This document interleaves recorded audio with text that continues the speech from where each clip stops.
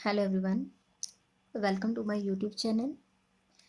We have started DAV 6th class maths books and it's chapter number 2, worksheet number 5, and now we solve question number 2. And question number 2 is find the HCF of the following numbers by prime factorization method. ठीक है, कौन सा method use करना है? Prime factorisation method. इससे पहले वाली जो हमारी वीडियो है उसमें हमें कौन सा फाइंड किया था? Factor method. ठीक है, अब कौन सा करना है? Prime factorisation method. जो इसकी ये हम वर्कशीट 5 कर रहे हैं, इससे पहले हमने इसकी वर्कशीट 4 की थी और उसमें हमने सीखा था कि प्राइम फैक्टराइजेशन क्या होता है। देखो, आप मैं ये ऐसे लगा रही हूँ, इससे ही आपको पता याद आ गया होगा। ठीक है, ऐसे जब हम करते हैं कि क्या होते हैं? Prime factor. तो यहाँ पे पहले 76 के अलग से फाइंड करेंगे और 28 के अलग से फाइंड करेंगे। ठीक है, तो अब हम देखो, इसके लिए हमें डिविजिबिलिटी रूल्स की ज़रूरत पड़ेगी। लास्ट में 6 है, मीन्स ये 2 से डिविजिबल है, तो 2 से डिवाइड हो जाएगा। 76 को 2 से डिवाइड करके देखेंगे।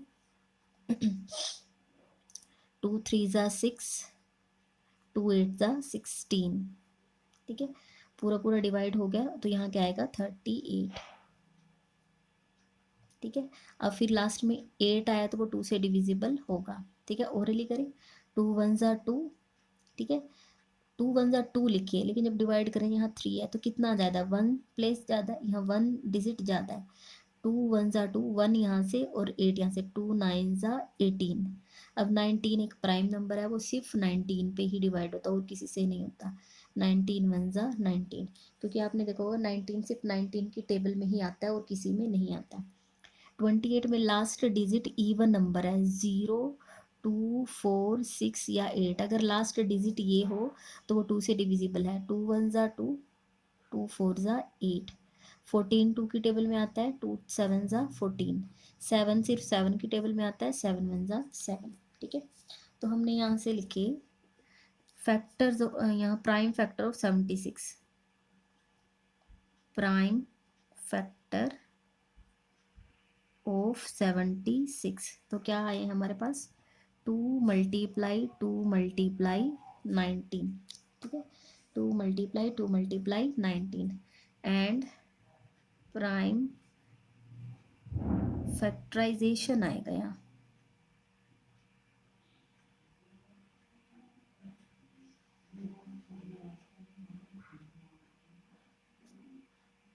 ठीक है, आप इसको ठीक कर लेना। प्राइम फैक्टराइजेशन ऑफ 28, तो 28 के क्या क्या बने हैं? 2 मल्टीप्लाई 2 मल्टीप्लाई 7। ठीक है, अब हम इसमें इसका क्या फाइंड करना है? HCF। ठीक है, क्या फाइंड करना है? HCF। ठीक है, तो आप क्या करोगे? देखो, इसमें आपको क्या करना है? ऐसा नंबर लेना है जो दोनों में आ रहा हो, ऊपर भी और नीचे भी। ठीक है, ये वो ऊपर भी आए और नीचे भी आए, मीन्स ये 2 दोनों में आया है। ठीक है, ये 2 भी दोनों में आया है। ठीक है, 19 ऊपर है तो नीचे नहीं है, 7 नीचे है तो ऊपर नहीं है। तो आपको ये 2 इन दोनों में आया तो इसको एक ही बार लिखेंगे। ठीक है, यहाँ पे एक बार, क्योंकि इसको इन दोनों में से एक ही बार लेना, 2 और 2 यहाँ पे, क्योंकि कॉमन ले रहे हैं ना। और ऐसे इनमें से भी ये 2। ठीक है, इन दोनों के नाम का एक बार यहाँ लिखना और इन दोनों का भी, तो 2 2 ज़ा 4। ठीक है, तो हमारा आंसर क्या आ जाएगा? 4। ठीक है,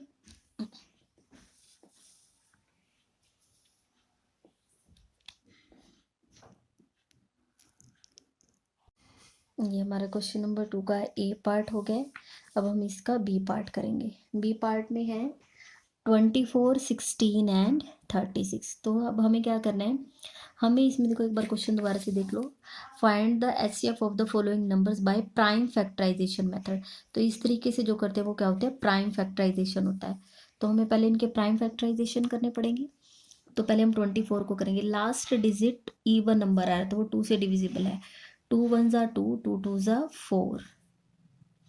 now this 12 is divisible by 2, 2 6 ज़ा 12, and this 6 is divisible by 2, 2 3 ज़ा 6। अब आप यहाँ देखिए जो 3 है, ये 3 क्या है, सिर्फ 3 की ही टेबल में आता है, देयरफॉर 3 1 ज़ा 3, ठीक है। तो यहाँ पे आ जाएंगे हमारे पास प्राइम फैक्टराइजेशन ऑफ 24 इज लिखो या इक्वल का सिंबल डालो, 2 मल्टीप्लाई 2 मल्टीप्लाई 2 मल्टीप्लाई 3। एक चीज़ और ध्यान रखो कि जब भी मैथ्स का कोई क्वेश्चन करो तो आप इसको खुला खुला लिखें, टाइट करके ना लिखें। Next we find prime factorization of 16, 2 8 ज़ा 16 होते हैं, तो 8 पे आया। 2 की टेबल में आप देखो 8 कहाँ पे आता है, 2 4 ज़ा 8, अगेन 2 की टेबल में 4 आता है, 2 2 ज़ा 4, अगेन 2 1 ज़ा 2, ठीक है। 2 की टेबल में ही आ गया। Prime factorization of 16 is 2 multiply 2 multiply 2 multiply 2, ठीक है। नेक्स्ट है 36। अब आप देखो लास्ट डिजिट 2 है, नो 6 है, 6 इवन नंबर है, 2 की टेबल में आएगा। 36 को 2 से डिवाइड करके बताओ कितना आता है, 2 1 ज़ा 2, 2 8 ज़ा 16, ठीक है। तो डिवाइड हो गया तो कितना आ रहा है 18। अब आप देखो लास्ट डिजिट इवन है और हमें पता है 18 तो 2 की टेबल में आ जाता है, 2 9 ज़ा 18। अब हम देखेंगे 9 हमारा इवन नंबर नहीं है, लेकिन हमें पता है 9 तो 3 की टेबल में आता है, 3 3 ज़ा 9, 3 1 ज़ा 3, ठीक है। तो हम लिखेंगे prime factorization of 36 is 2 multiply 2 multiply 3 multiply 3, ठीक है। अब हमें इसमें से क्या देखो, हम क्या फाइंड कर रहे हैं, HCF फैक्टर्स, फैक्टराइजेशन तो हो गया है। अब उसमें से क्या फाइंड करने हैं, कॉमन फैक्टर्स। तो हम लिखेंगे कॉमन फैक्टर्स ऑफ 3 नंबर कौन कौन से हमारे, 24 16 एंड 36 आर, कि ये जो हमने 24 16 और 36 है इनके प्राइम फैक्टराइजेशन किया है, इसमें से कॉमन फैक्टर क्या है, कॉमन मीन्स जो सबके पास हो। तो ये 2 सबके पास है, ठीक है, ये 2 भी सबके पास है, ठीक है। अब आप यहाँ से चेक करो, 2 यहाँ भी है, यहाँ पे भी है, लेकिन नीचे वालों के पास नहीं है। 3 ऊपर वाले और नीचे वाले के पास है, बीच वाले के पास नहीं है, मीन्स अब और नहीं निकालना है, ठीक है। प्राइम फैक्टराइजेशन जब हम करते हैं कॉमन निकाल रहे हैं, कॉमन का मतलब है जो सबके पास आएगा हमें वो लेना है, ठीक है। तो अब सबके पास क्या आ रहा है यहाँ से 2, एक बार 2 आया, यहाँ पे 2 लिखा कोमा, और एक और बार 2 आया तो 2, ठीक है। अब हमें फाइंड करना है हाईएस्ट कॉमन फैक्टर, ठीक है, HCF फाइंड करना है। तो जो भी कॉमन आया है, एक बार ये आया था, एक बार ये आया था, तो 2 यहाँ इसके नाम का लिखा है, 2 इनके नाम का लिखा है, तो ये जो 2 आए इन दोनों को क्या करना पड़ेगा, मल्टीप्लाई, 2 2 ज़ा 4, तो ये हमारा क्या आ जाएगा आंसर, ठीक है। ये क्या हो गया हमारा प्राइम फैक्टराइजेशन, ये इसका बी पार्ट है। Next C part,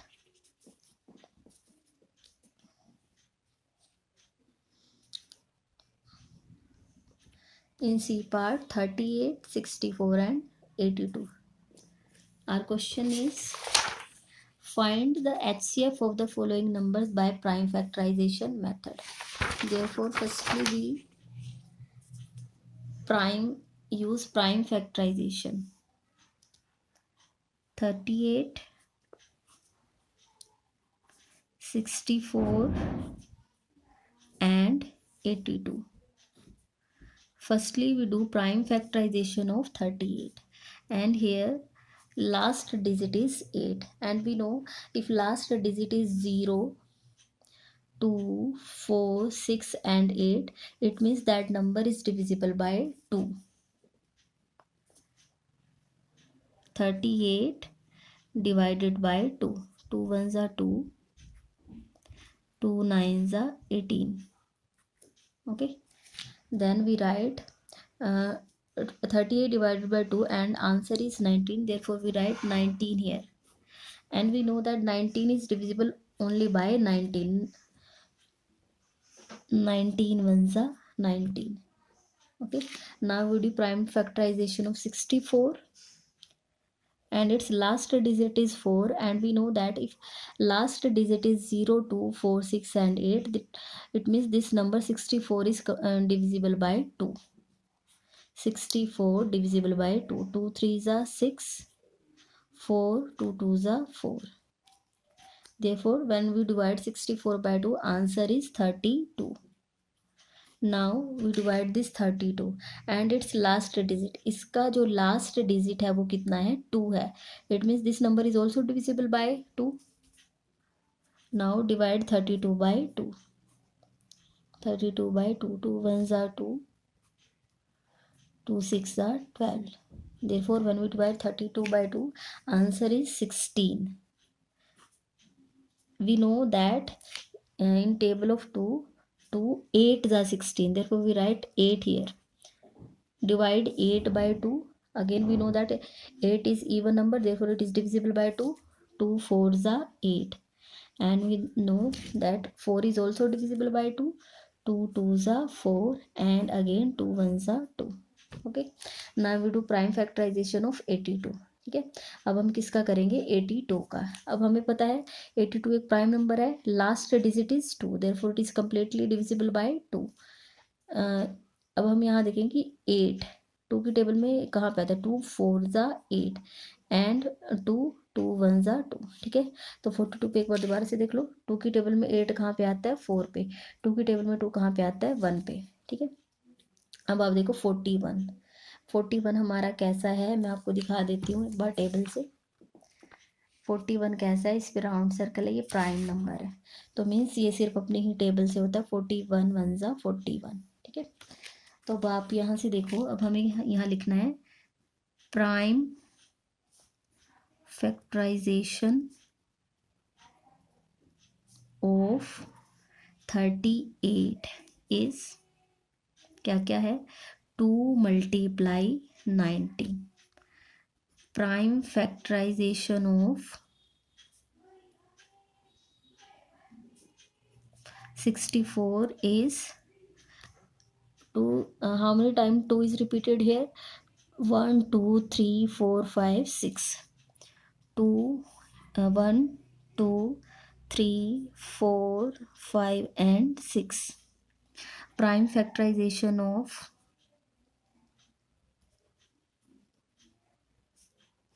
82. 2 multiply by 41. Okay. HCF.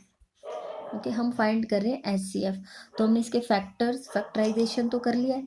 अब हमें इसमें से देखो, जब भी आप HCF लिखो तो पीछे से डेफिनेशन पहले फैक्टर्स करो, फिर उसमें से क्या फाइंड करो? Common. Therefore common factors of, common factor किस किस के? 38 64 एंड 82. अब इनमें से देख लो आप. 2 सबके पास आ रहा है. ठीक है. अब 19 ऊपर है तो नीचे वाले 2 के पास नहीं है. 2 बीच में, 41 यहाँ नहीं है. तो यहाँ पे सिर्फ एक आया है तो हम लिखेंगे इज 2. सिर्फ एक आया है 2. Therefore HCF is 2. Okay. Now our question number 2 is completed. Therefore